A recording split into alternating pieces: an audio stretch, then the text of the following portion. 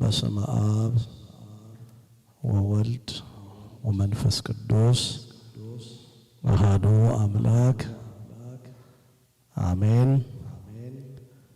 የተወደዳችሁ የልዑል እግዚአብሔር ቤተሰቦች የደስታ መፍሰሻ የተባለች ምልዕተ ጸጋ ምልዕተ ክብር የሆነች የወላዲተ አምላክ የቅድስት ድንግል ማርያም የቃል ኪዳን ልጆች የቅዱሳን ወዳጆች ወንድሞቻችን እህቶቻችን ሁላችሁም የእግዚአብሔር ሰላም ይብዛላችሁ። እንደምን አመሻችሁ? እንዴት ዋላችሁ? እንዴት ሰነበታችሁ? ምስጋና የባህሪው ምስጋና ገንዘቡ የሚሆን እግዚአብሔር አባታችን እግዚአብሔር ፈጣሪያችን እግዚአብሔር መጋቢያችን በታላቅ ቸርነትና በደግነቱ በዚህ ስፍራ ቃሉን እንድንሰማ ቅዱሳት መጻሕፍት እንድናጠና እድል ስለሰጠን ስላገናኘን አምላካችን እግዚአብሔር ስሙ የተመሰገነ ይሁን። እግዚአብሔር ይመስገን። ወንድማችን ዲያቆን አማረ ቅድም ሲያስታውሳችሁ ትዝ ሲያሰኛችሁ እንደነበረው እያጠና ነው ያለው የቅዱስ ዮሐንስ ወንጌል ምዕራፍ 8ን ፈጽመን ዛሬ ምዕራፍ 9 ከቁጥር 1 ጀምሮ ያለውን የምናጠናበት ጊዜ ነው። ክፍሉ አንድ ወጥ ታሪክ ነው። እንደምታውቁት በቅዱስ ወንጌል በአንዳንድ ምዕራፎች የተለያዩ 2 ወይም 3 ታሪኮች የተመዘገቡበት እናገኛለን። ይሄ ግን በተለየ ሁኔታ አንድ ወጥ ታሪክ ነው ያለው የዮሐንስ ወንጌል ምዕራፍ 9 ከቁጥር 1 ጀምሮ እስከ ፍጻሜው ድረስ በአንድ ታሪክ ላይ መሰረት ያደረገ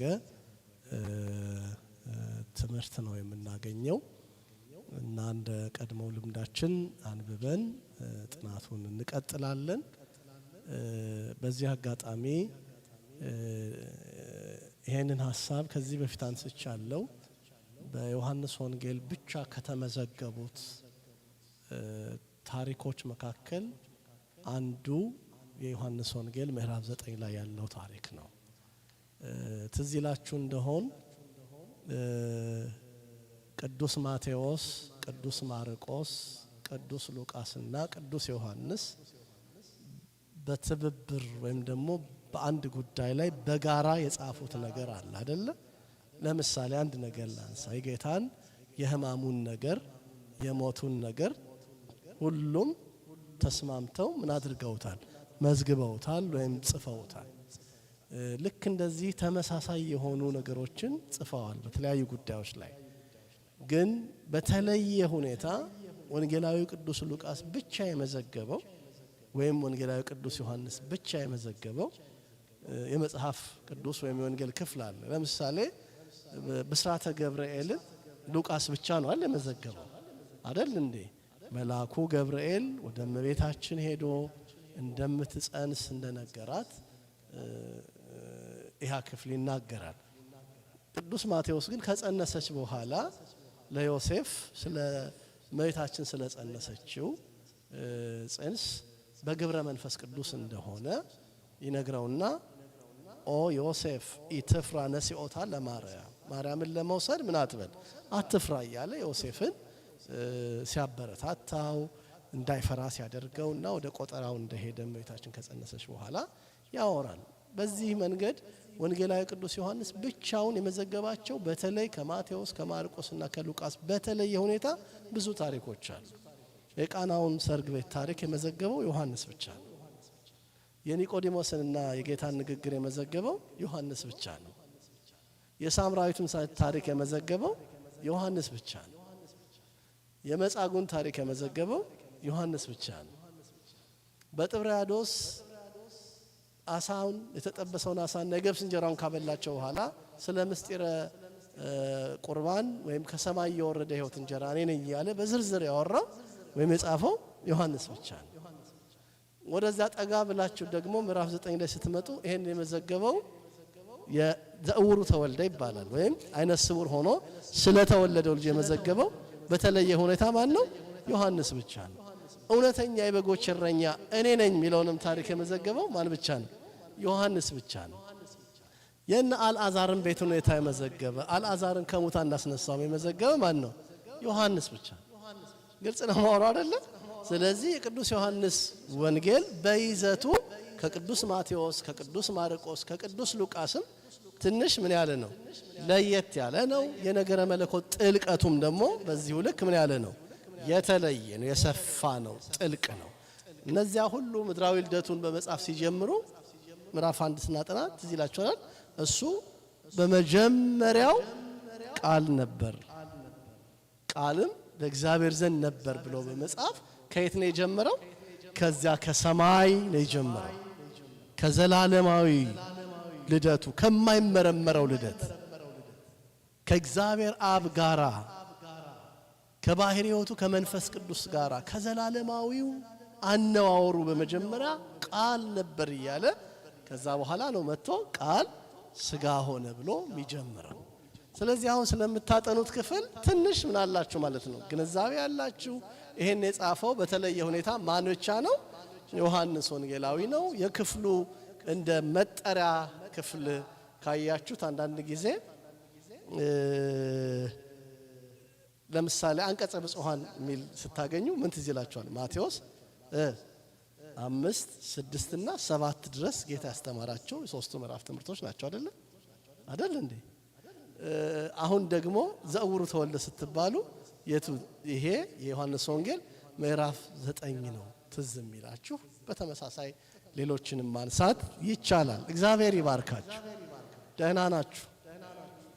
ሰላም ነው? ነቃ እንድትሉ እኮ ነው። አዎ ነቃ እንድትሉ ከኔ ጋር በደንብ ኮኔክት እንድታረጉ ነው፣ እንድትከታተሉ በደንብ እንድታሰላስሉ ነው ማነቃቃውና ምን ይላል ሲጀምር ሲያልፍም ከመወለዱ ጀምሮ እውር የሆነውን ሰው አየ። ደቀ መዛሙርቱም መምህር ሆይ ይህ ሰው እውር ሆኖ እንዲወለድ ኃጢአት የሰራ ማን ነው? እርሱ ወይስ ወላጆቹ ብለው ጠየቁት።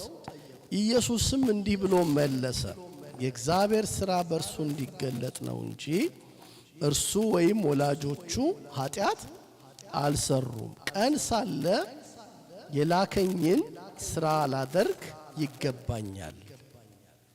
ማንም ሊሰራ የማይችልባት ሌሊት ትመጣለች። በዓለም ሳለሁ የዓለም ብርሃን ነኝ። ይህንን ብሎ መሬት ላይ እንትፍ አለ። በምራቁም ጭቃ አድርጎ በጭቃው የእውሩን ዓይኖች ቀባና ሂድና በሰሊሆም መጠመቂያ ታጠብ አለው። ትርጓሜውም የተላከ ነው። ስለዚህ ሄዶ ታጠበ፣ እያየም መጣ የሚለው ድረስ እናያለን።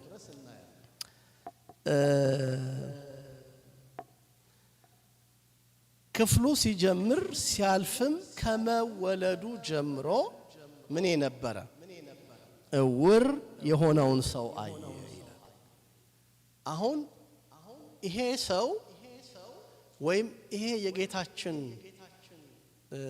ተአምር ወይም ማዳን፣ ምክንያቱም በዘመነ ትምህርቱ ወይም በመዋዕለ ትምህርቱ በዚህ ምድር በተመላለሰበት ወራት ህሙማነ ስጋን በተአምራት ይፈውስ ነበር። ህሙማነ ነፍስን ደግሞ በምን? በትምህርት።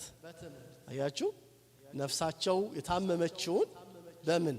በትምህርት ንስሐ ግቡ እያለ እየወቀሰ እየመከረ ነፍሳቸውን ምን ያደርጋት ነበር? በደንብ ይጠግናት ነበረ። ነፍሳቸውን በቃ ያድሳት ነበረ፣ ይፈውሳት ነበረ። ደግሞ በስጋ የታመሙትን ደግሞ በምን? በተአምራት ይፈውሳቸው ነበር። እና ከእናቱ ማህፀን እውር ሆኖ የተወለደ በጣም ትርጉም አለው፣ ቀላል እንዳይመስላችሁ። ብዙ ጊዜ ሰዎች ከተወለዱ በኋላ በተፈጥሮ የሚያጋጥማቸውን የጤና እክል በሕክምና ወይም በሌሎች መንገድ መርዳት ይቻላል አይደል እንዴ? በሕክምና በተለያዩ መንፈሳዊ ሕክምናዎች በጠበልም በእምነትም በሌላም መንገድ ምን ማድረግ ማሻሻል፣ መፈወስ፣ ማዳን ይቻላል። ይሄ ሰው ግን ለዓይኑ እንኳ ስፍራ ያልነበረው ምንድነው? ደረቅ ግንባር ነው። ይሄ በጣም ለክፍሉ ጌታችንም ካደረጋቸው ተአምራት አስደናቂ መሆኑን የሚያሳየው ይህ ሰው ደረቅ ግንባር ነበር ያለው። ሲፈጠር ጀምሮ ምን አልነበረውም?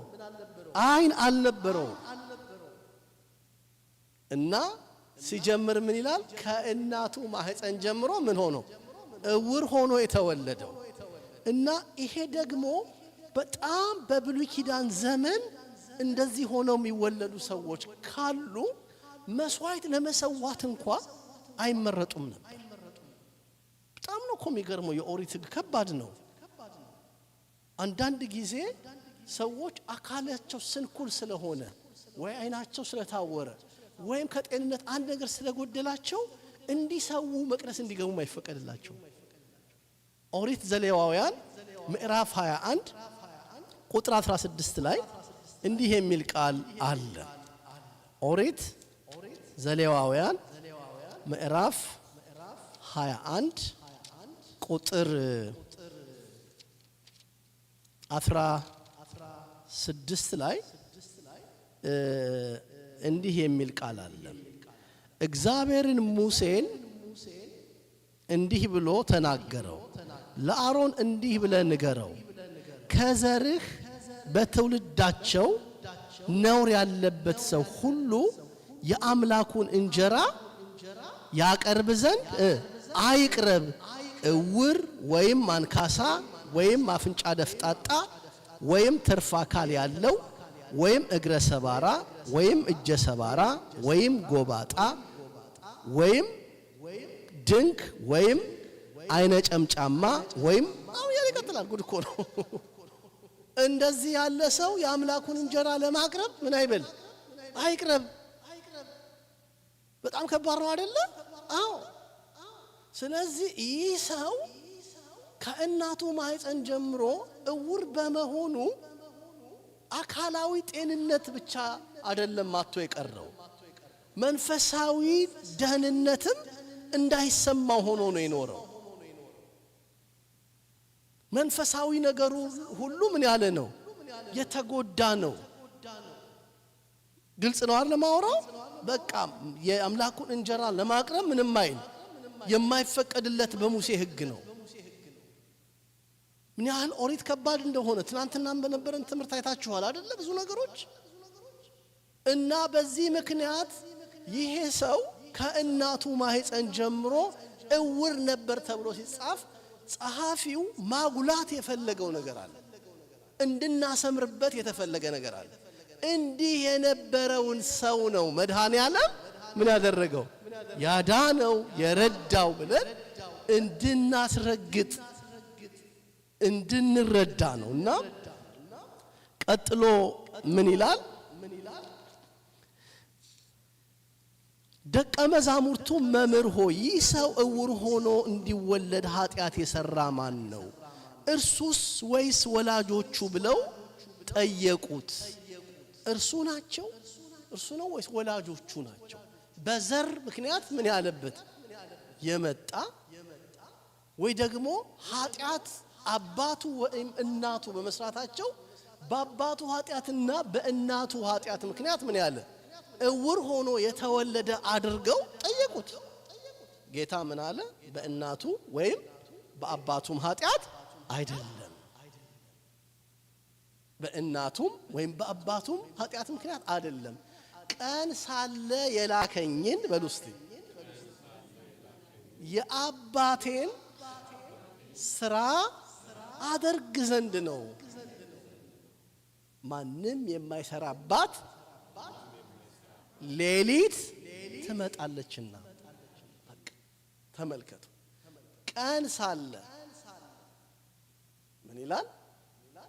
ደቀ መዛሙርቱ መምህር ሆይ ይህ ሰው አይነ ስውር ሆኖ እንዲወለድ ኃጢአት የሰራ ማን ነው? እሱ ሁለት ጠየቁት። ኢየሱስም እንዲህ ሲል መለሰ፣ የእግዚአብሔር ሥራ በእርሱ እንዲገለጥ ነው እንጂ እርሱም ወይም ወላጆቹ አይደሉም ካለ በኋላ ቀን ሳለ የላከኝን ሥራ ላደርግ ይገባኛል፣ ማንም ሊሰራባት የማይችል ሌሊት ምን ትላለች? ትመጣለች። አንደኛው የምትወስዱልኝ ነጥብ ምንድነው? በእርሱም ወይም በወላጆቹ ኃጢአት አይደለም ሲል የእግዚአብሔር ሥራ በእርሱ እንዲገለጥ በሉ እስቲ። አያችሁ፣ የእግዚአብሔር ሥራ በእርሱ እንዲገለጥ ሲል ያ ሰው ሲፈወስ ኢየሱስ ክርስቶስ የባህሪ አምላክ መሆኑ ምን እንዲታወቅ እንዲረጋገጥ። ምክንያቱም ማንም ሰው ከእናቱ ማህፀን ጀምሮ እውር ሆኖ የተወለደን ሰው አድኖ አያውቅ። ያችሁ ቅድም ስገባ ትንሽ ጨረፍ ያደረኩት ዛላችሁ በተፈጥሮ ማነው በዘመን ብዛት በአደጋ በእክል በምናምን ቢሆን ያንን ሰው ምን ማድረግ ይቻላል? ማርዳት፣ መፈወስ፣ ማከም ይቻል ይሆናል። ይሄ ግን ከእናቱ ማህፀን ጀምሮ ነው። ለዚህ ነው ወደፊት እንድትመጡ በትህትና ጠይቃችኋለሁ። ወደዚህ ነው ወደፊት ወንዶችም ወደዚህ ነው በደንብ ጠጋ ብለን እንድንሰማ። ወደፊት ነው። እግዚአብሔር ይባርካችሁ።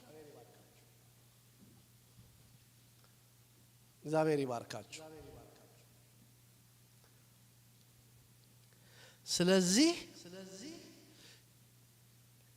ይህ ሰው እናቱ ወይም አባቱ ኃጢአት ስለሰሩ አይደለም። በዚህ ሰው ምክንያት የእግዚአብሔር ሥራ ምን እንዲገለጥ ነው ሲል ኢየሱስ ክርስቶስ የባህሪ አምላክ መሆኑ ምን እንዲመሰከር ነው። ምክንያቱም እንዲህ ያለው ታምራት ለማንም ሰው የሚቻል አይደለም። ለደቀ መዛሙርቱም ሊሆን ይችላል፣ ለማንም ሰው የሚቻል አይደለም። የጎደለውን ነው ምን ያደረገው? የሞላው። በኋላ ስንመጣ እናያለን። ቀጥሎ ቀን ሳለ የላከኝን የአባቴን ሥራ አደርግ ዘንድ ይገባኛል፣ ማንም ማይሰራባት ሌሊት ትመጣለች አለ። ቀን ሳለ ሲል ምን ማለቱ ነው ካላችሁ ዘመነ ስጋዌውን ወይም ሟይለ ትምህርቱን በዚህ የተመላለሰበትን ዘመን ምን ብሎ ጠራ? ቀን ብሎ ጠራ። መስቀለ ሞቱን ሌሊት ብሎ ጠራ። አያችሁ፣ መስቀለ ሞቱን ምን ብሎ ጠራው? ሌሊት። ቀን ሳለ በዚህ ምድር በተመላለስኩበት ዘመን ይሄን አደርጋለሁ ወይም የአባቴን ፈቃድ አደርጋለሁ። በፊቴ ምን አለ? ሌሊት የተባለው ምን አለ? መስቀል አለ፣ መከራ አለ። ከዚያ በፊት ይሄን አደርጋለሁ። ሁልጊዜ እንደምነግራችሁ ታስታውሱ እንደሆን በጣም በአጽንኦት ኢየሱስ ክርስቶስ ወደዚህ ምድር የመጣበት ትልቁ መለኮታዊ እቅዱ ለምጽ ማንጻት፣ ጎባጣ ማቅናት፣ ሽባ መተርተር አይደለም። ዋናው ጎሉ ምንድነው? የመስቀሉ ሥራ ነው። በሉኝ እስቲ። ማዳኑ፣ ቤዛነቱ፣ ቅዱስ ሥጋውን ቆርሶ ንጹህ ደሙን አፍሶ የወደቀውን አዳም ማንሳት፣ የሞተውን አዳም ሕያው ማድረግ፣ ስደተኛውን አዳም ወደ ቀድሞ ተርላው ምን ማድረግ መመለስ ነው። አንድ ታላቅ አባት የተናገሩትን ብዙ ጊዜ የምናገረው ምሳሌ ላስታውሳችሁ። አንድ ገበያ የምትሄድ እናት፣ ጤፍ ለመግዛት የምትሄድ እናት እግረ መንገዷን ቃሪያም ሽንኩርትም ምናምንም ትገዛለች። ጉሊት ገበያ ስትሄድ ስትመጣ እሜቴ የት ደርሰው መጡ ሲባል ሽንኩርት ልገዛ አይሉ።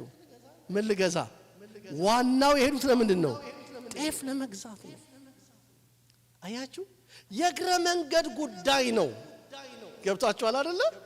ዋናው መስቀለ ሞቱ ነው። ዋናው የመጣበት ሰው የሆነበት አማኑኤል የተባለበት ትልቁ ምክንያት ምንድን ነው? የሰውን ልጅ ማዳን ነው። ከሞት ኃጢአት ምን ማድረግ? ነፃ ማውጣት። ከሞት ከኃጢአት ከሲኦል ነፃ ማውጣት። ክብር ምስጋና ይግባው አምላካችን። እኛም ብንሆን ዋናው ጉዳያችን ቤተ እግዚአብሔር የሚያመላልሰን የዘላለም ሕይወት ጉዳይ ነው።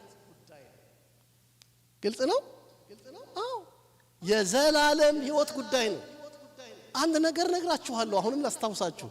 አንድ ሰው ሬስቶራንት ሄዶ እኔ በአጋጣሚ ወደ ጣሊያን ሀገር ለአገልግሎት ሄጄ ማስታወሰው ልንገራችሁ። ጣሊያን ሀገር በጣም ብዙ የምሳ ስርዓታቸው የተለየ ነው። ዲሹ በጣም ብዙ ነው። ሜኑ መጀመሪያው ነገር ይመጣል፣ ቀጥሎ ነገር ይመጣል። እንደ አሜሪካ እንትን ቴካዌ አይደለም ወይ ቱጎ ነገር አይደለም። ምሳ ለመብላት በጣም ብዙ ጊዜ ነው የሚያጠፉት። እንዳለ ምክንያት አይደለም ያነሳው። ምሳ ከመበላቱ በፊት አፒታይዘር ይመጣል አይደለ? እዚህ ሀገር እንደው ለአፒታይዘር ጊዜ የለም። ዋናው አፒታይዘር ማለት ልክ እንደ ስታርተር ነው አይደለ? መቀስቀሻ ነው። ለምን? ለዋናው ምግብ አይደለ? ግን እንደኔ አይነቱ ብዙ ልምድ የሌለው ሰው በዚያ በመቀስቀሻው ሆዱ ጥግብ ይልና ዋናውን ሳይበላ ይቀራል አይደል? አዎ ወዳጆቼ ልባችሁ አፒታይዘር አይውደቅ። በቃ ቤተክርስቲያን መጣችሁ እገሌ ልጅ ወለደች፣ እገሌ ይሄንን አደረገ፣ ሎተሪ ወጣለት ምናምን አስደንቃችሁ። በቃ እሱ ምን አይደለም፣ ዋናው አይደለም። ግልጽ ነው ማወራው። ዋናው አይደለም። አዎ ሰዎችን እንዲያምኑ ለመንፈሳዊ ነገር እንዲነቃቁ ይረዳቸዋል፣ ያቀርባቸዋል፣ ትምህርት ይሰጣቸዋል። እግዚአብሔርን ለማመስገን ምን ይሆናቸዋል? ምክንያት ይሆናቸዋል። የራቁት እግዚአብሔርን ቸርነቱን አይተው ተአምራቱን አይተው ይቀርባሉ እንጂ ዋናው ጉዳይ ምንድነው? የዘላለም ሕይወት ነው። እኔ ለብዙዎቻችን የዘላለም ሕይወት ነገር ትንሽ ድብዝዝ ያለ ይመስለኛል። አሁን ቤተክርስቲያንም ይሰበከው ብዙዎቻችንም እናስበው በጸሎትም በመናጠፋው ጊዜ ብዙ ጊዜ ስለ ምድራዊ ነገር ነው ከእግዚአብሔር ጋር የምንጨቃጨቀው አይደለ? ስለ ምድራዊ ነገር ነው፣ ስለ ቁሳዊ ነገር ነው የምንጨቃጨቀው የምናወራው። አያስፈልግም አይደለም። ግን ጌታ ሲያስተምር ምንድነው ያለው? የማቴዎስ ወንጌል ምዕራፍ 6 ላይ አስቀድማችሁ መንግስትና ጽድቁን እሹ ሌላው መኪናው ይጨመራል አትሉኝ እንዴ? ቤቱ፣ ልብሱ፣ ወርቁ፣ ጌጡ ሌላ ሁሉ የሚጨመር ነው። አያስፈልግም እያልኩ አይደለም። ቀጥሎ የሚመጣ በረከት ነው። ለዚህ ነው ቅዱስ ጳውሎስም እግዚአብሔርን ለዚህ ዓለም ሕይወት ብቻ ያመንነው እንደሆነ ከሁሉ ይልቅ ምስኪኖች ነን ይላል። አንደኛ ቆሮንቶስ ምዕራፍ 15 ቁጥር 19 ላይ እግዚአብሔርን ለዚህ ዓለም ሕይወት ብቻ ያመንነው ነው። ዋናው ነጥቤ ጋር ልመለስ።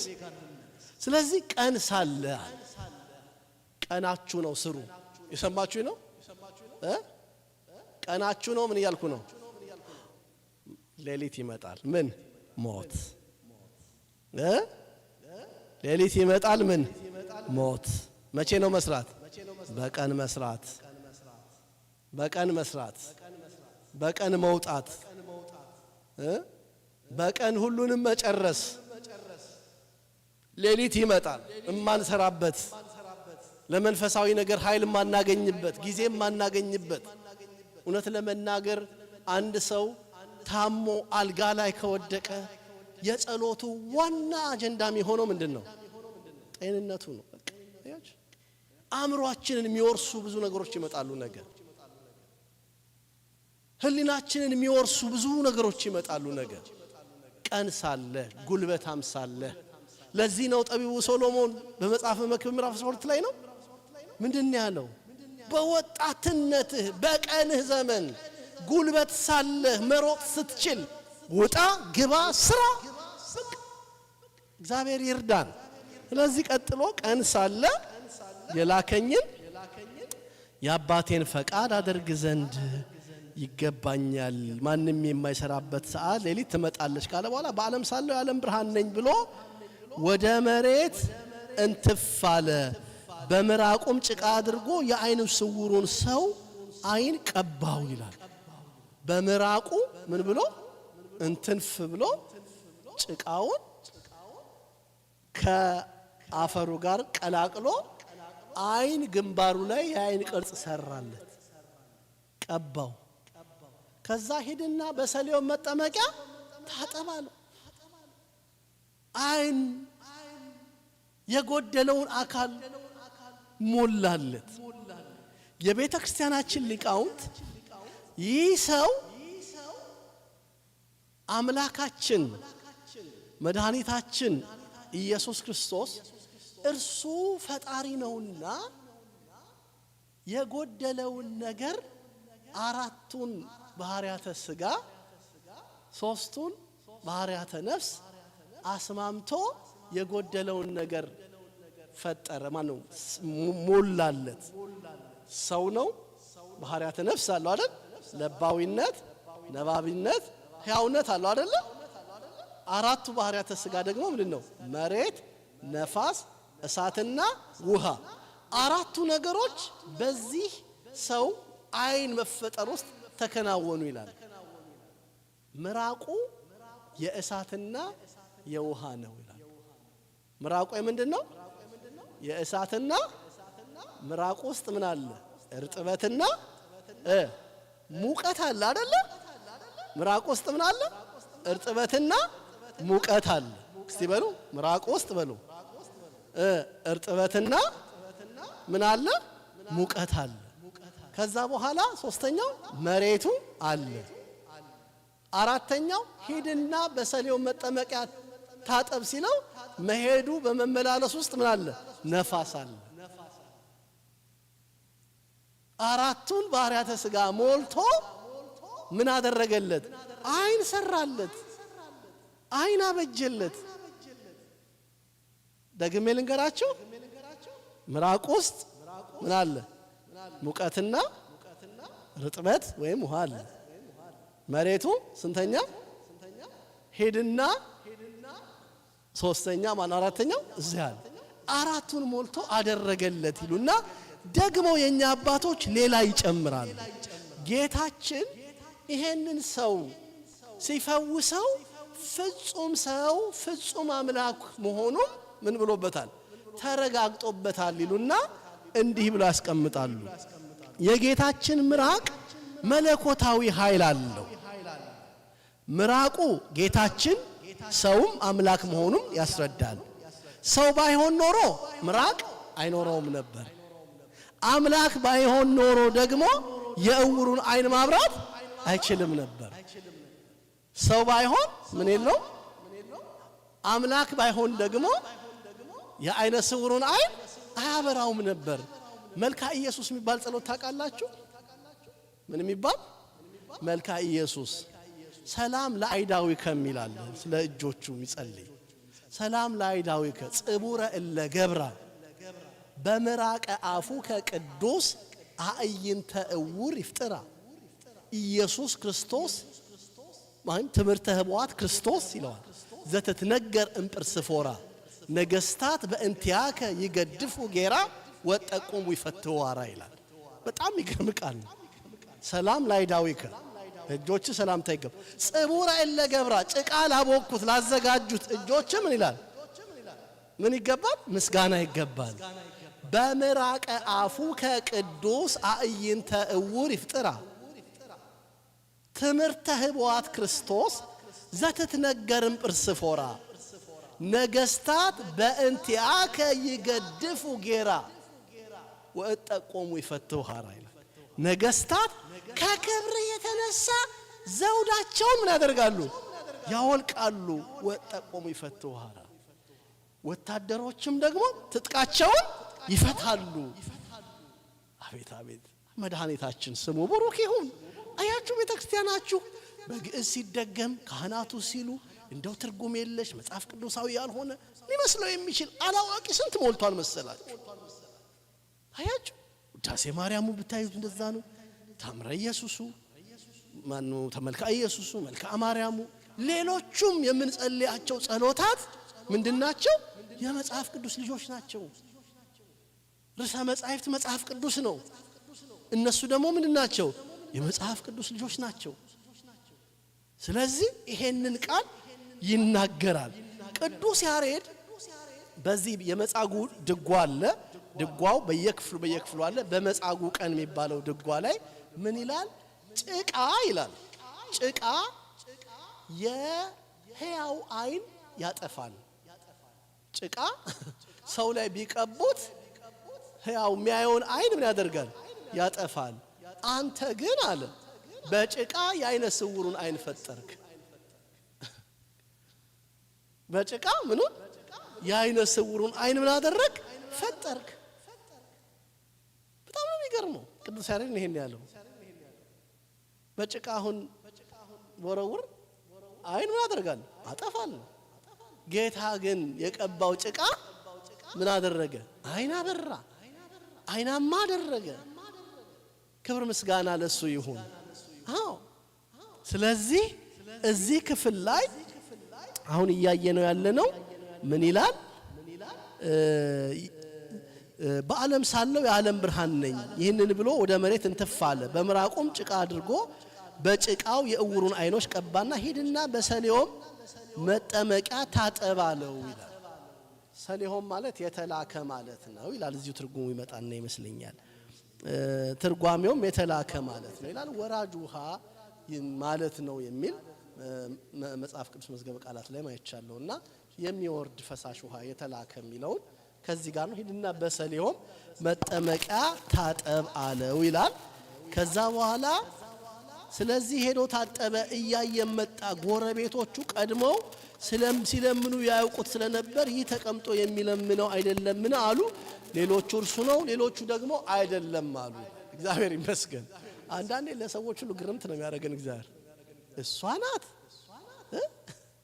እሱ ነው፣ ኧረ በጭራሽ አለቀለት የተባለው ወድቆ የቀረው አልጋ ላይ የሰነበተው ስንት ዓመት ሆነው እንዴት ተሽሎት እንዴት ሆኖለት እንዴት ሞልቶለት ሰው አይሆንም የተባለው ሰው አትሆንም የተባለችው ይሄን የሚያደርግ መድኃኔ ዓለም ክብር ምስጋና ይግባው። አዎ ለጎረቤቶቹ ለሰፈሩ ሰዎች ግርምት አደረገው፣ መደነቅ አደረገው፣ መከራከሪያ አደረገው። እግዚአብሔር እንዲህ ሲያደርግልን እንዲህ ነው። ሰዎች በእኛ እስኪደነቁ፣ ሰዎች በእኛ እስኪገረሙ እግዚአብሔር ይሄን ያደርጋል። አምላካችን ስሙ ይመስገን። ብቻ እግዚአብሔር ከኛ ጋር ይሁን እንጂ ምን ያደርገናል?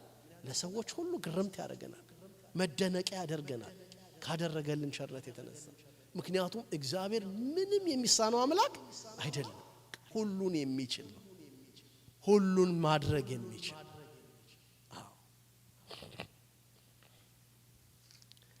ቀጥሎ ምን ይላል? ሌሎቹ እርሱ ነው አሉ፣ ሌሎቹም አይደለም እርሱን ይመስላል እንጂ አሉ። እርሱ እኔ ነኝ አለ። ታዲያ አይኖችህ እንዴት ተከፈቱ አሉት። እርሱም መልሶ ኢየሱስ የሚባለው ሰው ጭቃ አድርጎ አይኖቼን ቀባና ወደ ሰሊሆም መጠመቂያ ሄደ ታጠባለኝ። ሄጄም ታጥቤ አየሁ አለ። ያ ሰው ወዴት ነው አሉት። አላውቅም አለ። በቃ ቢገርም ነው። ምን አደረገልህ ሲሉት ጭቃ አይኖቼን ቀባ፣ ወደ መጠመቂያ ስፍራ ሂድ አለኝ። አይኔ እያየው መጣው፣ ተፈውሼ መጣው። ማን የፈወሰ? ኢየሱስ መድኃኔ ዓለም አማኑኤል የተባለ የድንግል ማርያም ልጅ እሱ ነው የፈወሰኝ አለ።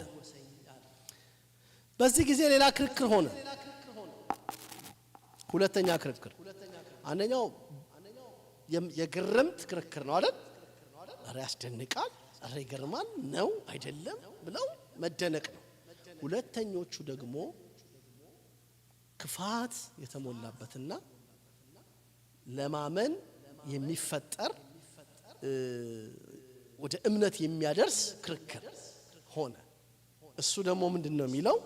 ቀጥሎ እንዲህ ይላል።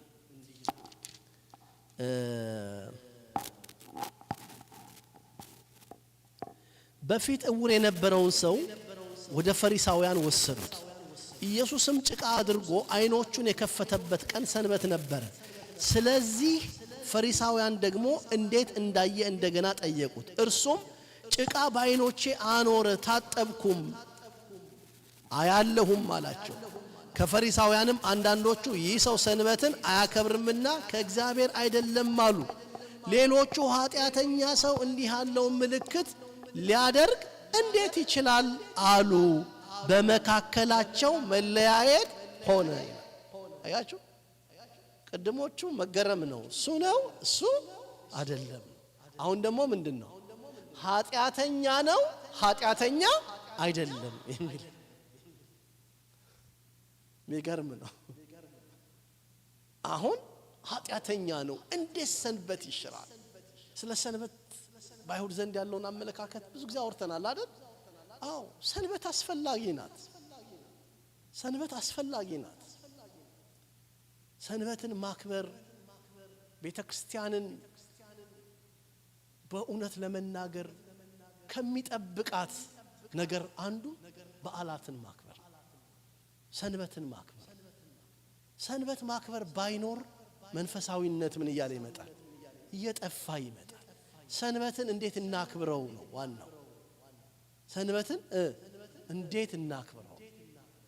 አሁን ጌታችንን በተደጋጋሚ ስለ አይሁድ ሰንበት ይጠይቁት። ማቴዎስ 12 ላይ ሄዳችሁ ማየት ትችላላችሁ። አንድ ነገር ይላቸዋል። አንድ ሰው ሲፈወስ ያዩና ሰንበት ነው እንዴት ትፈውሰዋል ይሉታል። ትዝ ይላችሁ እንደውም የማቴዎስ ወንጌል ምዕራፍ 5 ላይ አይደለ? ማን ሲፈወስ? መጻጉዕ ሲፈወስ አይደለ? በቃ እንዴት አልጋህን ትሸከማለህ ነው ያሉት። 38 ዓመት የኖረው ኑሮ አይደለም ያሰቡት፣ አልጋውን መሸከሙን ያስደነቃቸው። በሌላ ክፍል ላይ እንዴት ሰንበትን ትሽራለህ ሲሉት ምን አላቸው? ከእናንተ መካከል በሬ ወይም ጊደር በሰንበት ወድቆ ወደ ጉድጓድ ቢገባበት የማያወጣው ማን ነው አላቸው። እናወጣለን አሉ።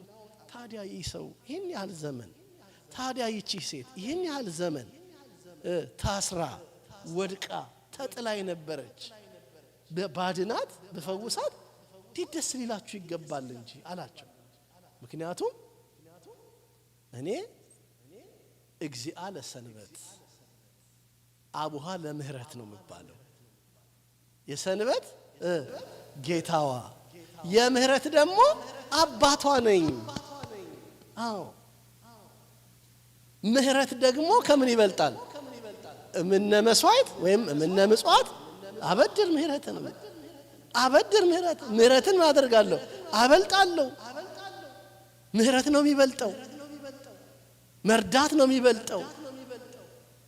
እንደውም ጌታ ስለ ምህረት ሲናገር ከናንተ መካከል የተጣላ ሰው ለመስዋዕት የሚሆን ነገር ይዞ መጥቶ ከወንድሙ ጋር ክፋት ቢኖረው ቅሬታ ቢኖረው መስዋዕቱን ምን አድርጎ አስቀምጦ ከተጣላው ጋር ሄዶ ይታረቅ። ምህረት ማድረግ፣ መልካም ነገር ማድረግ፣ ለተቸገሩት መራራት፣ የወደቁትን ማንሳት በሰንበት ምን አላለም? አልተከለከለም። መልካም ማድረግ በሰንበት ተፈቅዷል ብሎ የተናገረው ማን ነው? ጌታችን ነው። በዚህ ክፍል ላይ ግን ይሄ ሰው ሰፈራቸው የኖረው ሰው፣ መንደራቸው የኖረው ሰው ብዙ ዘመን እናትና አባቱ እንኳን በልጅነት ወራት ረድተውት ሲጎለምስ አውጥተው የጣሉትን ሰው አልጋህን ማን ነው በሰንበት እንዴት ምን አልክ ፈወሰህ፣ እንዴት በሰንበት አዳነህ ብለው አይሁድ በክፉ ልብ ሲከራከሩት ነበር። የሚገርማችሁ ብዙ ሰዎች ከኛ ምጽዋት የሚያገኙ ግን ምህረት ያላደረግንላቸው ሰዎች አሉ። እኔ አንድ ጊዜ ማስታውሰው መልእክት ያስተማርኩበት ሐሳብ ትዝ ይለኛል። የቆየ በጌጠኛ መቅደሶቻችን ስር የወደቁ ምንድን ነበር የሚል ሐሳብ፣ በጌጠኛው መቅደሳችን ስር የወደቁ መቅደሶች የሚል አይነት ሐሳብ ነው ሐሳቡ። ምሳሌ ቦሌ መድኃኔዓለም ልውሰዳችሁ። በጣም ጌጠኛ ነው አይደለ? ትልቁ መቅደሳችን ነው እግዚአብሔር የምናከብርበት። እኛ የምንሰራው መቅደስ ለእግዚአብሔር ያለንን ፍቅር ይገልጣል እንጂ የእግዚአብሔርን ልክ አይገልጥም። ግልጽ ነው። እኛ የምንሰራው መቅደስ ለእግዚአብሔር ያለንን ፍቅር ይገልጣል እንጂ የእግዚአብሔርን ልክ ይሄ መቅደስ ቆንጆ ነው አይደል? ግን ልኩ ነው እንዴ? አረ እግዚአብሔር ከዚህ በላይ ነው። እግዚአብሔር ከዚህ ይበልጣል። የኛ አቅም ነው ይሄን የሰራው አይደል? እግዚአብሔር ግን ከዚህ ትልቅ። ሰማይ ዙፋኑ ነው፣ ምድርም የእግሩ መረገጫ ናት፣ ትቢያው ናት ለእግዚአብሔር። አሁን ልውሰዳችሁ ቦሌ መድኃኔዓለም ብዙ ዘመን ከእናንተ የሚለምኑ አንድ ቀን ግን ውስጡን ማያውቁት መቅደሱ ውስጥ ምን እንደሚመስል ማያውቁ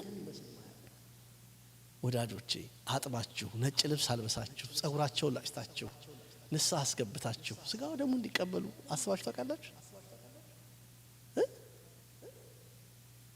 አያችሁ አንዱን ሰው ከዚህ አስነስቼው አጥቤው ረድቼው እንዲማር አርጌው ህይወቱን ቀይሬው ስጋው ደግሞ እንዲቀበል ላደርገው እችላለሁ ብላችሁ አስባችሁ ታውቃላችሁ? በቃ በሐዋርያት ሥራ ምዕራፍ 3 ላይ ቅዱስ ጴጥሮስና ዮሐንስ በ9 ሰዓት ለጸሎት ወደ መቅደስ ሲሄዱ አንድ ሰው አገኙ ይላል። ምን አደረገ? ምን ለመኑት? ገንዘብ ለመናቸው። ምን አሉት? የምንሰጥህ ብርና ወርቅ የለንም፣ ግን አንድ ነገር እንሰጣለን፣ ትኩር ብለህ ወደኛ ተመልከት አሉት። ሲያያቸው በናዝሬቱ በኢየሱስ ክርስቶስ ስም ተነሳና ተመላለስ አሉት። መነሳቱ አይደለም የሚቀድመው፣ ተከትሏቸው ወደ መቅደስ ገባ ይላል። ብዙ ዘመን ውጪ የነበረው ሰውዬ የት ገባ? ሰው ጉድ አለ። እሱ ነው አይደለም፣ እንዴት መቅደስ ገባ? ለሰዎች የሚበልጠው ይሄን ማድረግ። እነኚህ ሰዎች ሰንበትን እንዴት አያከብርም፣ እንዴት ይፈውሰዋል ብለው አይሁድ ተቆጡ። እንደውም በጌታ ላይ ክፉ ቃል ተናገሩ። ባለፈው ሳምንት እንዳየነው ምዕራፍ 8ን ስናጠና እንዳየነው ዛሬም በዚህ ክፍል ውስጥ ብዙ ኃይለ ቃላትን አይሁድ ሲናገሩ እንመለከታለን። ቀጥለውም ያለውን ነጥብ ያነበብን እንዴ ሌሎች ግን ኃጢአተኛ ሰው ነው፣ ኃጢአተኛ ሰው እንደዚህ ያሉ ምልክቶችን ሊያደርግ እንዴት ይችላል አሉ። በመካከላቸው መለያየት ሆነ። ከዚህም የተነሳ እውሩን አንተ አይኖችህን ስለከፈተው ስለርሱ ደግሞ ምን ትላለህ አሉት ይላል። እርሱም ራሱ የመረዳት መጠን ነብይ ነው። አያችሁ ቢያንስ ምን ብሎ ነው የተረዳው? እሱ ከእግዚአብሔር የመጣ ነብይ ነው። ይሄን የሚያደርግ የለም። እኔ እሰግድለታለሁ፣ አከብረዋለሁ፣ አመሰግነዋለሁ። ይሄን ያህል ዘመን ስኖር የረዳኝ የለም። ምክንያቱም በሁለት መንገድ ይሄ ልጅ ብዙ እድሜ እንደቆየ በእድሜው ሙሉ ሰው እስከመሆን ደርሷል። አትሊስት ሙሉ ሰው መሆን ይባለው በእኛ ኮንሰፕት ስንት ዓመት ነው? ሙሉ ሰው አንድ ሰው አይዲ አውጥቶ ድራይቪንግ ላይሰንስ የሚኖር አይደለ 38 ዓመት አትሊስት አይደለ ከዛ በላይ ነው ማለት ነው ይሄ ልጅ። ምክንያቱም ወላጆቹ ንገሩን ስለ ልጃችሁ ሲሉ ምን ይላሉ? እርሱ ሙሉ ሰው ነው ይላሉ። አንደኛ በእድሜ፣ ሁለተኛ ጥሩ ጤንነት ላይ ነው ያለው። ብትጠይቁት ምን ያደርጋል? ማስረዳት ይችላል። የኛ እርዳታ ምንም አይለውም፣ አያስፈልገውም። ይሄም ያሳየን ይሄ ልጅ ብዙ ምን ብሏል? ቆይቷል። ምን ሆኖ ዘውሩ ተወልደ አይደል? ርሳችን ዘውሩ የተወለደው ከመቼ ነው? ከእናቱ ማህፀን ጀምሮ ነው ምን የሆነው? አይነ ስውር ሆኖ የተወለደው። ስለዚህ አትሊስት 18 ዓመት ሆኖ ብንል ይሄ ልጅ እንኳን 18 ዓመት ሙሉ ምን ነበረ? አይነ ስውር ነበረ። ሐሳቡን ሊገልጽ የሚችልበት፣ ሊከራከርበት የሚችልበት፣ ሊያስረዳ የሚችልበት ሙሉ ጤንነትና ሙሉ እድሜ ላይ ያለ የቤተሰቦቹ ኃላፊነት ምንም አይለው የማያስፈልገው እድሜ ላይ ደረሰ። አያስደንቅም ታዲያ? 18 ዓመት በትንሹ ወይም 20 ዓመት ቅድም ዲያቆን አማረ እንዳለው 40 ዓመትም ሊሆን ይችላል። በዚህ እድሜ ላይ የደረሰን ሰው ነው ምን እያደረገ ያለው? የፈወሰው፣ ያዳነው፣ የረዳው፣ ከዚህ ሁሉ ዘመን ጨለማ ያወጣው ጌታ ይመስገን። ወዳጆች አንድ ቀን አይናችንን ቢያመን፣ አንድ ቀን ጤና አተን አልጋ ላይ ስናደር እንዴ ጤና እኮ ሀብት ነው። የኛ አባቶች ምን ይላሉ? አንድ ብሄል ልንገራችሁ። ጤና ገንዘብ በሉስቲ እንድትጠቅሱት ነው ለሰው። እሺ ጤና ገንዘብ በሉ። ውሃ ቀለብ መሆኑ የሚታወቀው የታጣለት ነው። ውሃ ቀለብ እንደሆነ ታውቃላችሁ? ደግሞ ለውሃ አይደለም ስንደፋው ምን ስንለው አይደለም? ውሃ የጠማለት ነው ቀለብ መሆኑ የሚታወቅ። ጤናም የታጣለት ነው ገንዘብ መሆኑ የሚታወቅ። አንድ ሰው ከቤት መውጣት ያልቻለ ቀን፣ ተራምዶ ቤተክርስቲያን መምጣት ያልቻለ ቀን፣ ገስግሶ እዚህ ደጁ መርገጥ ያልቻለ ቀን ጤና ምን ያህል ሀብት እንደሆነ፣ ምን ያህል ገንዘብ እንደሆነ፣ ብር የማይገዛው እንደሆነ፣ ወርቅ የማይገዛው እንደሆነ፣ ከወርቅም በላይ እንደሆነ፣ ከብርም በላይ እንደሆነ ያስተውላል ሰው። ስለዚህ እዚህ ክፍል ላይ ይሄንን ሰው ስለርሱ ምን ትላለህ ሲሉት ነብይ ነው አለ። አይሁድም የዚያን ያየውን ወላጆች እስኪጠሩ ድረስ እውር እንደነበረ እንዳየም ስለርሱ አላመኑ።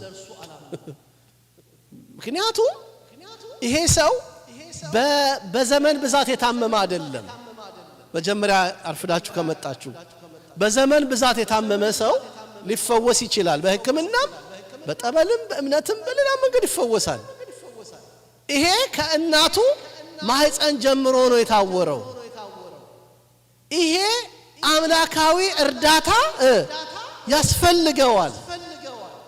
ለዚህ ነው ኢየሱስ ክርስቶስ አምላካችን ከሃሌ ኩሉ አሃዜ ኩሉ የሆነው ሁሉን የሚችለው ከሃሌ ኩሉ የሆነው አሃዜ ኩሉ የሆነው እሱ የፈወሰው። ቀጥሎ ልምጣ።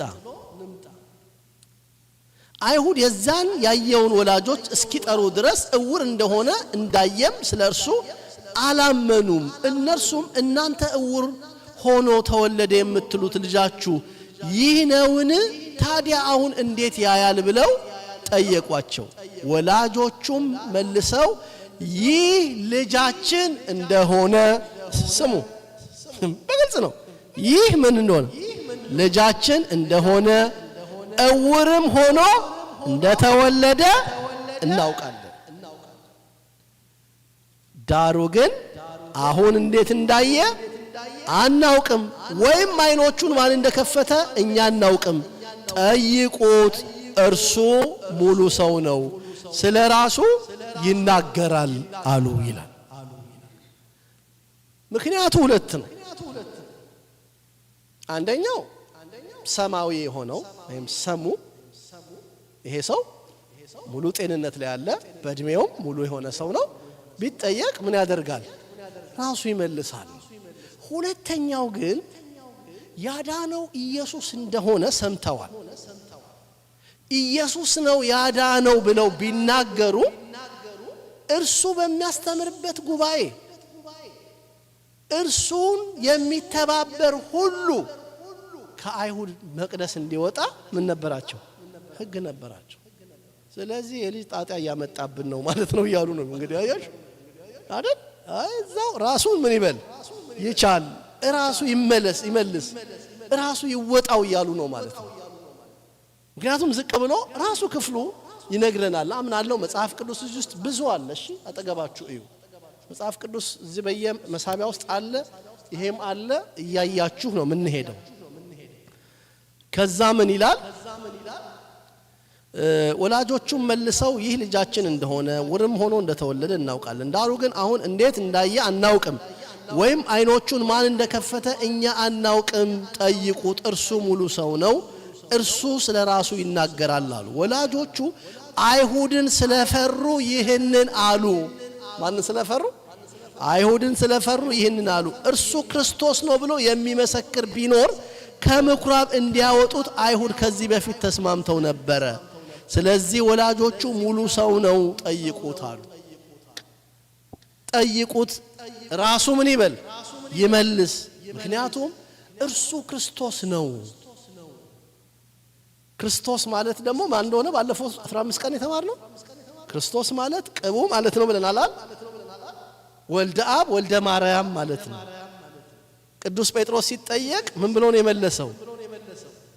ሰዎች የሰው ልጅ ማን እንደሆነ ይሉታል ሲሉት አንተ ክርስቶስ ወልደ እግዚአብሔር ሕያው አንተ ክርስቶስ የሕያው እግዚአብሔር ልጅ ነህ። አዎ በቃ ክርስቶስ ወልደ አብ ወልደ ማርያም ማለት ክርስቶስ ማለት ነው ወልደ አብ ወልደ ማርያም በተዋህዶ የከበረ ፍጹም አምላክ የሆነው ፍጹም ሰው የሆነ በቃ ስለዚህ አምላክ በስጋ ማርያም ተገልጧል ብሎ እንደመመስከር ነው። ያዳነው ማን ነው? ክርስቶስ ነው ብሎ መናገር ያስከስሰናል። ራሱን ጠይቁት እያሉ ነው። ስለዚህ እውር የነበረው ሰው ይላል ቁጥር 24 ላይ ደርሰናል። ስለዚህ እውር የነበረው ሰው ሁለተኛ ጠርተው እግዚአብሔርን አክብር፣ ይህ ሰው ኃጢአተኛ መሆኑን እኛ እናውቃለን አሉት። ሎቱ ስብሐት እሱ ጻድቅ ከኃጢአት በቀር እንደኛ ሰው ሆኖ በመካከላችን የተገለጠው አምላክ ፍጹም ሰው የሆነው ፍጹም አምላክ ለባህሪው ኃጢአት የማይስማማው በአፉ ተንኮል የሌለበት ንጹሕ ባህሪ አምላካችን ይሄንን ቃል ደፍረው አሉት። እርሱ ኃጢአተኛ እንደሆነ እኛው እናውቃለን፣ እባክህ ልቅ እግዚአብሔርን አክብር አሉት። እርሱም መልሶ ኃጢአተኛ መሆኑን አላውቅም፣ እውር እንደነበርኩ አሁን እንዳይ ይህንን ነገር አውቃለሁ። እማቀው አንድ ነገር ነው። እውር እንደነበርኩ አሁን ደግሞ እንደማይ ይሄን እንደማደረገልኝ እሱ ኢየሱስ የተባለው እንደሆነ አውቃለሁ እያላቸው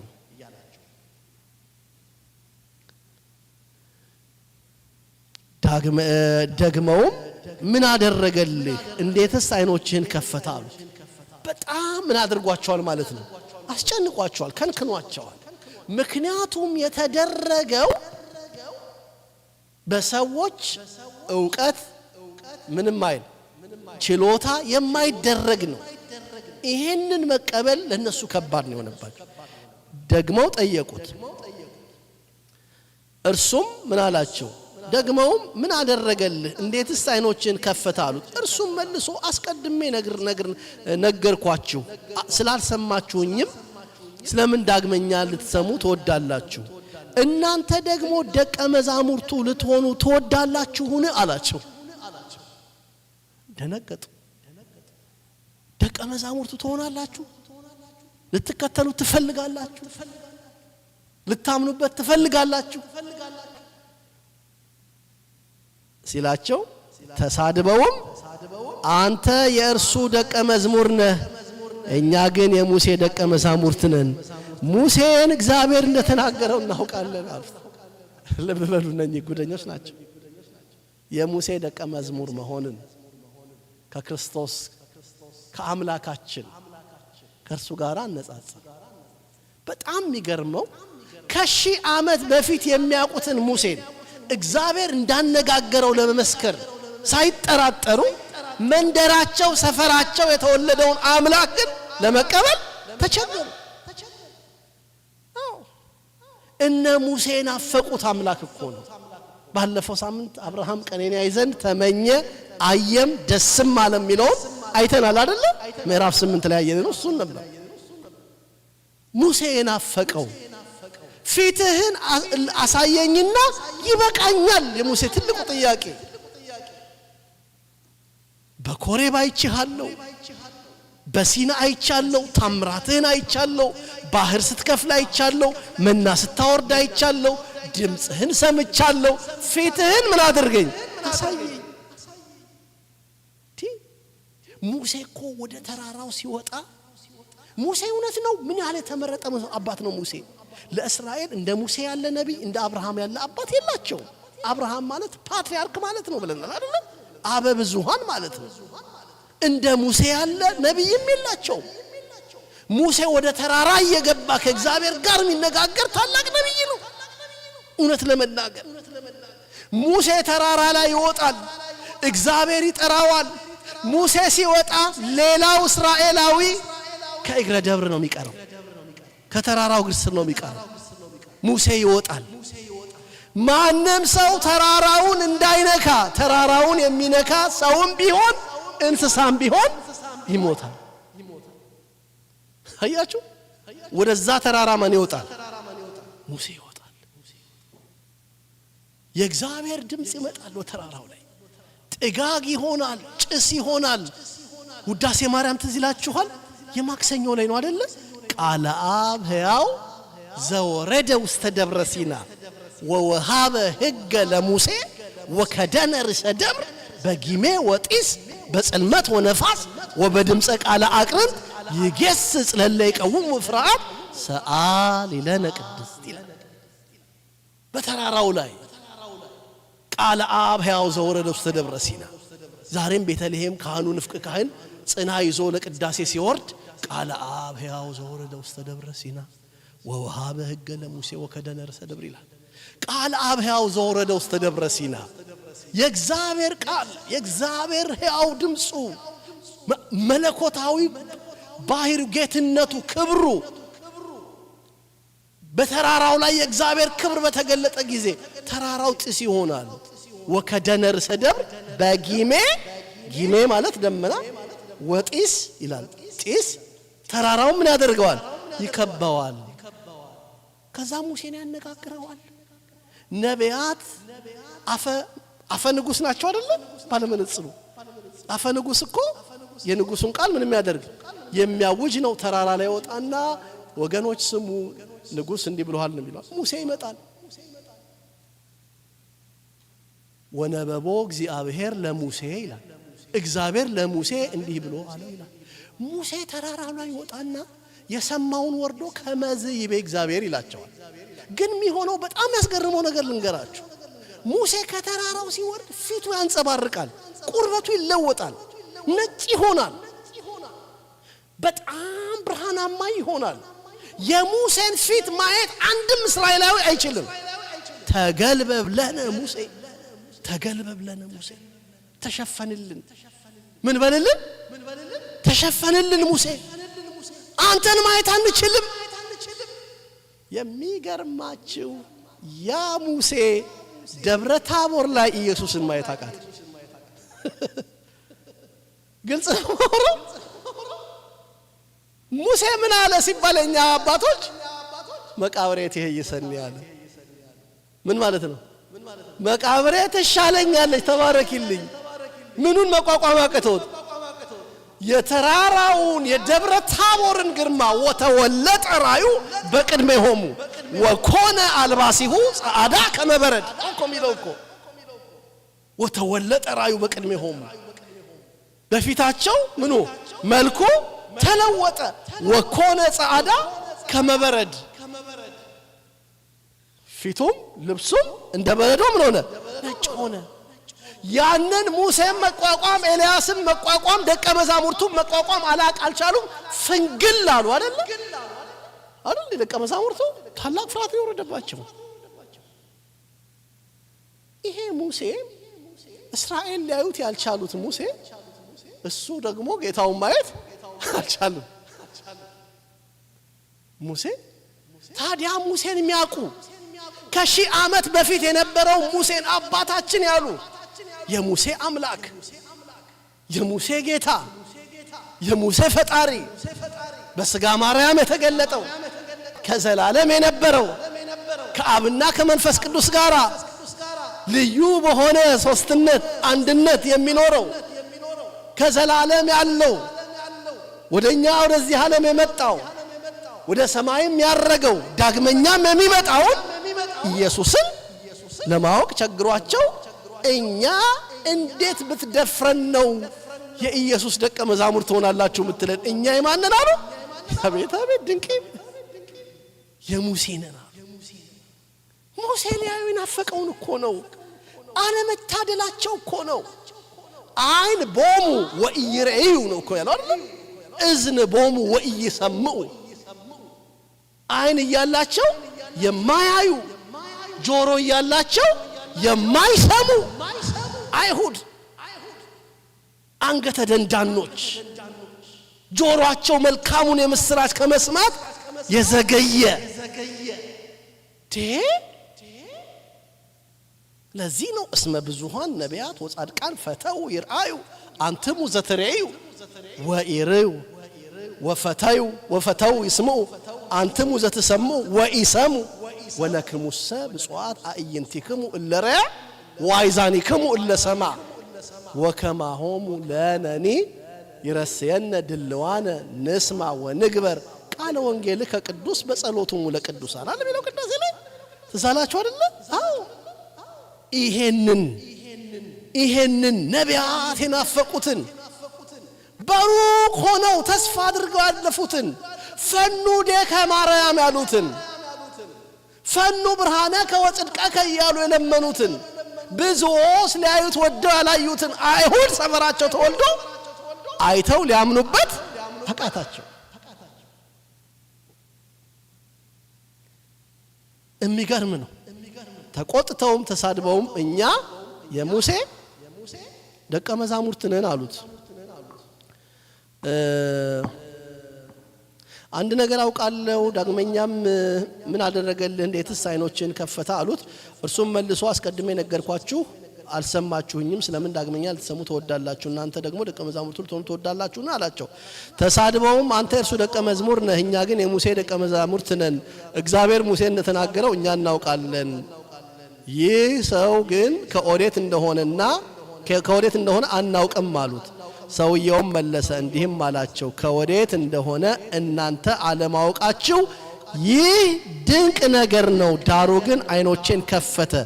እግዚአብሔርን የሚፈራ ፈቃዱንም የሚያደርግ ቢኖር ያንን እግዚአብሔር ይሰማዋል እንጂ ኃጢአተኞችን እንዳይሰማ እናውቃለን አላቸው። አትሊስት ይህ ሰው የሚከራከርበት ነጥብ አያችሁ። እግዚአብሔርን የሚሰማ ሰው ነው። እሱን ማን የሚሰማው? እግዚአብሔር የሚሰማው። እናንተ እንደምትሉት ኃጢአተኛን ሰው እግዚአብሔር ምን አይለውም? አይሰማውም። የባህሪ አምላክነቱን ለመመስከር የሚያበቃ ሙሉ መረዳት ላይ ባይደርስም ትዝ ይላችኋል ኒቆዲሞስ ትዝ ይላችኋል ወደ ጌታችን ሲመጣ እግዚአብሔር ከእርሱ ጋር ከሆነለት ሰው በቀር አንተ የምታደርጋቸውን ታምራት ሊያደርግ የሚችል የለም አለው። በዛ ደረጃ ነበር የተረዳው። በኋላ ሲያውቀው እስከ መስቀሉ ድረስ ማን መጣ? ኒቆዲሞስ መጣ አይደለ? ከመስቀል ለማውረድ ይሄም ሰው አትሊስት ምን እያለ ነው? ይሄ ሰው ምን አይደለም ኃጢአተኛ አይደለም። የፈለጋችሁም በሉ አናምንበትም በሉ ግን ምን አይደለም ኃጢአተኛ አይደለም እያለ ይከራከራል። እግዚአብሔር እንዲሰማው እናውቃለን አለ። እውር ሆኖ የተወለደውን አይኖች ማንም እንደከፈተ ዓለም ከተፈጠረ ጀምሮ አልተሰማም። ይህ ሰው ከእግዚአብሔር ባይሆን ምን ሊያደርግ ባልቻለ ነበር? ምንም ሊያደርግ ባልቻለ። እውር ሆኖ የተወለደን ሰው ዓለም ከተፈጠረ ጀምሮ ማንም እንዳዳነ አልተነገረም። ኢየሱስ ክርስቶስ እውር አላበራም። ሌሎች ክፍሎች ትዝ አይላችሁ? አይነ ስውሩ መጥተዋል፣ ነበርጠሜዎስ መጥተዋል፣ ሌሎችም መጥተዋል። አይነ ስውር አብርቷል አይደል? ይለያል። ለዚህ ሰው ምንድነው ይሄ? ከእናቱ ማህፀን ጀምሮ እውር ሆኖ የተወለደውን ሰው ያዳነው። ይሄን ደግሞ ያደረገ ዓለም ከተፈጠረ ዘመን ከተቆጠረ አልሰማንም። ኦሪትንም ሂዱና እዩ። እንዲህ ያለ ታምራት ያደረገ አንድ ነብይ እንኳን የለም። እሱ አምላክ ነው። እሱ የነገስታት ንጉስ ነው። ይሁን ሲል የሚሆንለት ነው። ሰማያትን በብላት የሰራው እሱ ነው። ምድርን በውሃ ላይ ያጸናው እርሱ ነው። ምን ይሳነዋል? ፍጥረቱን በስርዓት የሚመግበው ነው። ምን ይሳነዋል? ይሄን ያደረገው ክብር ምስጋና ለጌትነቱ ይሁን። ሁሉን ቻይነቱ ኤልሻዳይነቱ እግዚአብሔር ማንድን ነው? ኤልሻዳይ ነው። ኤልሻዳይ ማለት ነው ሁሉን ቻይ ነው። እመቤታችንን መልአኩ ባበሰራት ጊዜ ያለ ዘር አብሲ ወንድ ወይም ያለ ወንድ ዘር ሴት መጽነስ አትችልም ሲላት በርግጥም ነው። እንዴት ይሆናል? ወደ ኋላ ተመልከት እስቲ አንተ እግዚአብሔር መልአክ ከወገኖቻችን ማነው ያለ ወንድ ዘር የጸነሰች ሴት አለች ወይ? የነሳራ እንኳን ቢሆን እኮ በንጹህ ጋብቻ በርጅና ጸነሰች እንጂ ይሄ እንዴት ይሆንልኛል? እንዘይ አምር በሽ ያለችው መንፈስ ቅዱስ ይመጽእ ኢለኪ ኃይለ ልዑል ይጸልለክ ዘኔ ይትወለድ ምኔኪ ቅዱስ ውእቱ አላት። ከዛ በኋላ ስቅ ብሎ እስመ አልቦ ነገር ዘይሳነው ለእግዚአብሔር ለእግዚአብሔር የሚሳነው ነገር የለም። እስቲ አሜን በሉ። በቃ ይሄ ማለት የሚሳነው ነገር የለም ማለት ነው። ሰምታችሁኛል? ለእግዚአብሔር የሚሳነው ነገር የለም። ያልሆኑልን ነገሮች ሁሉ ለኛ ስለማያስፈልጉን የእሱ ፈቃድ ስላልሆነ አልሆኑም እንጂ ለእግዚአብሔር የሚሳነው ነገር የለም። ያልሆኑላችሁን ነገር ቁጠሯቸውና የእርሱ ፈቃድ ስላልሆነ አልሆኑም እንጂ ለእርሱ የሚሳነው ነገር የለም። በጣም ደግሜ አንብቤው ልሂድ ልባችሁ ላይ እንዲቀር ስለምፈልግ ነው። እነዚህ አይነት ሐሳቦች የነገረ መለኮት ትምህርቱ አካል ናቸው። አውጥታችሁ እንድታዩዋቸው እንድታሰምሩባቸው የሚያስፈልጉ ናቸው። እንዲህ ይላል እውር ሆኖ የተወለደውን አይኖቹን ማንም እንደከፈተ ከዓለም ከተፈጠረ ጀምሮ አልተሰማም። ይህ ሰው ከእግዚአብሔር ባይሆን ምን ሊያደርግ ባልቻለም ነበር። ምንም ሊያደርግ ባልቻለ ነበር። መልሰውም አንተ ሁሉን እንደሚለው አንተ ሁለንተና በኃጢአት ተወለድክ አንተም እኛን ታስተምረናለህን አሉት። ወደ ውጭም አውጥተው ጣሉት። አንተ ታስተምረናለህ? ሁለንተና በምን የተወለደ? በኃጢአት ነው የተወለደው። ምን ብሎናል? በእርሱም ወይም በእናቱ ኃጢአት አይደለም። አያችሁ፣ ለእግዚአብሔር እንቀናለን የሚሉ አይሁድ እንኳን ምን ያህል ምን እንደሆኑ ገፊዎች እንደነበሩ እንዴት እንደገፉት በእርሱ ኃጢአት አይደለም በእናቱም ኃጢአት አይደለም። ከዛ በኋላ ወደ ውጭ አውጥተው ጣሉት። ቀጥሎ ኢየሱስም ወደ ውጭ እንደጣሉት ሰማ። ሲያገኘውም ይቅርታ አንተ በእግዚአብሔር ልጅ ታምናለህን አለው ይላል። የጠየቀውን ጥያቄ ሰማችሁ? አንተ በእግዚአብሔር ልጅ ታምናለህን ብሎ ጠየቀው። እርሱም መልሶ ጌታ ሆይ በእርሱ አምን ዘንድ ማን ነው አለ። ያን ያህል ሲነጋገረው የነበረው ቅድም እንዳልኳችሁ ኃጢአተኛ አይደለም። እግዚአብሔር ከእርሱ ጋር ካልሆነ ይህንን ነገር ማድረግ የሚችል ሰው ማንም የለም። ዓለም ከተፈጠረ ጀምሮ እንደሱ ያደረገም የለም። ማን ነው ትላለ ሲሉት አትሊስት ማን ነው አለ? ነብይ ነው አለ። አሁን ግን መጣና ባለቤቱ የእግዚአብሔር ልጅ ነው ታምንበታለህ ብሎ ጠየቀው። አምንበት ዘንድ እሱ ማን ነው አለ። አምንበት ዘንድ እሱ ማን ነው አለ። አምንበት ዘንድ እርሱ ማን ነው አለ። ኢየሱስም አይተኸዋልም ካንተ ጋራም የሚነጋገረው እርሱ ነው አለው። አይተኸዋል፣ ታምራት ሲያደርግ አይተኸዋል፣ ያዳነ እሱ እንደሆነ አይተኸዋል። እሱ ካንተ ጋር የሚነጋገረው እሱ የማን ልጅ ነው? የእግዚአብሔር ልጅ ነው። ለአይሁድ የሚከብዳቸው ቃል ኢየሱስ የእግዚአብሔር ልጅ ቢለው ቃል። ከከሰሱትም ክስ አንዱ ትዝ ይላችኋል። ለመስቀል ሞት ካበቁት ክሶች አንዱ ምንድነው? የእግዚአብሔር ልጅ ነኝ ይላል። እነሱ አይሉ ይላሉ። ለካ እነሱና ጌታችን ወይም እኛና ጌታችን የእግዚአብሔር ልጅ ነኝ ስንል ትርጉሙ የሰማይና የምድር ሩቅ ነው። አንተም የእግዚአብሔር ልጅ አይደለህ እንዴ? አንቺ እግዚአብሔር ልጅ አይደለሽ እንዴ? ሴተ ማርያም እግዚአብሔር ልጅ አይደለሽ እንዴ? ኢየሱስ ክርስቶስም የማን ልጅ ነው? አሁን እቺ በደንብ ዛሬ ልባችሁ ውስጥ ቁጭ አድርጋችሁ ሁሉ ጊዜ ዳውት ሳይኖራችሁ እንድታውቁ ፈልገው እኛ የጸጋ ልጆች ነን። በጥምቀት የጸጋ ልጆች ነን። በምን በጥምቀት የማን ልጆች? የጸጋ ጸጋ ማለት ነው ስጦታ። በስጦታ ምን ይሆንን?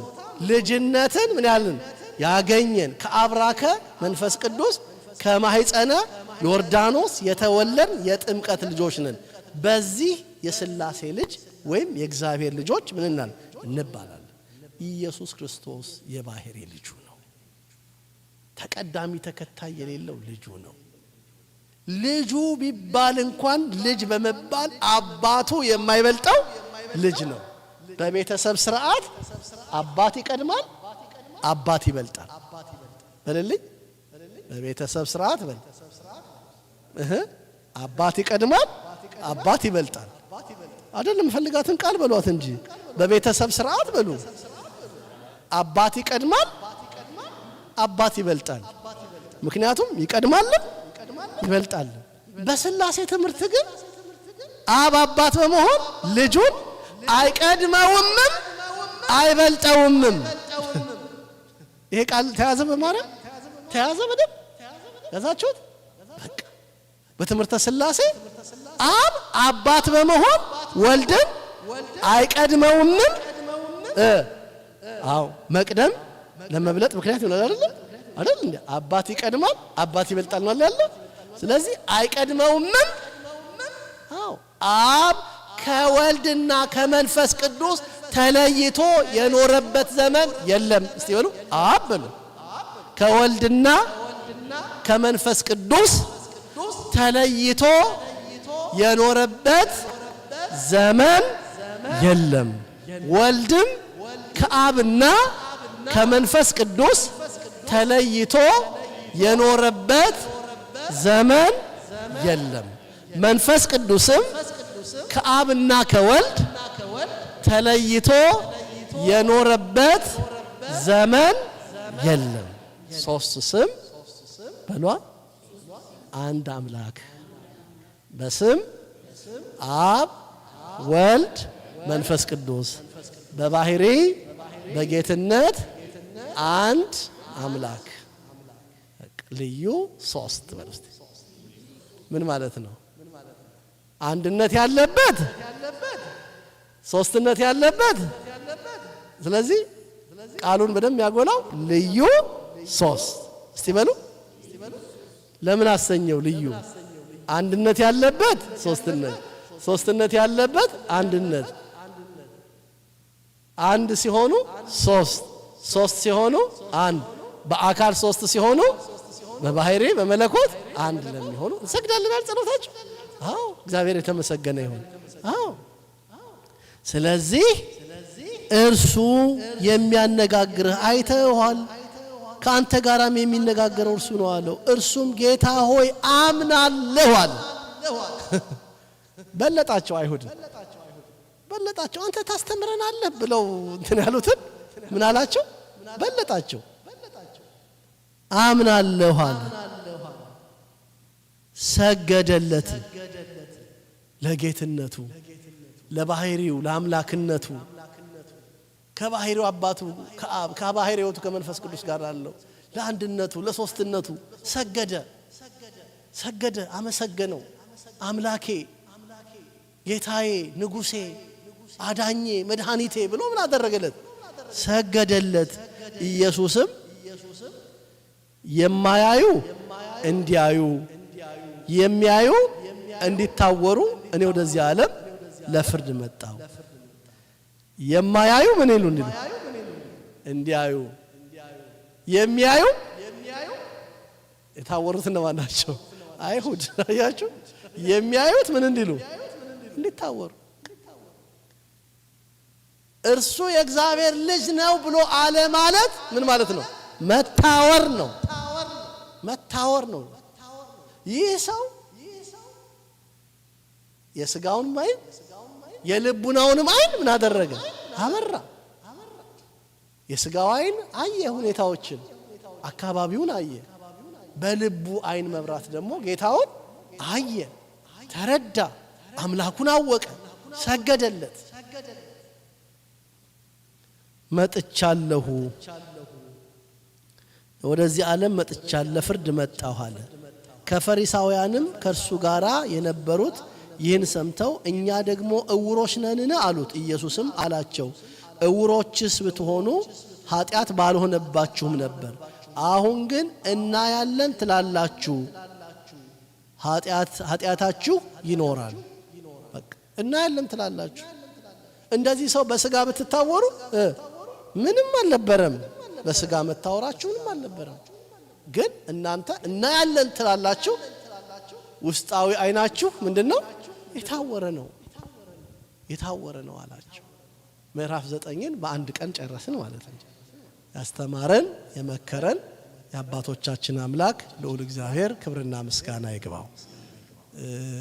እንግዲህ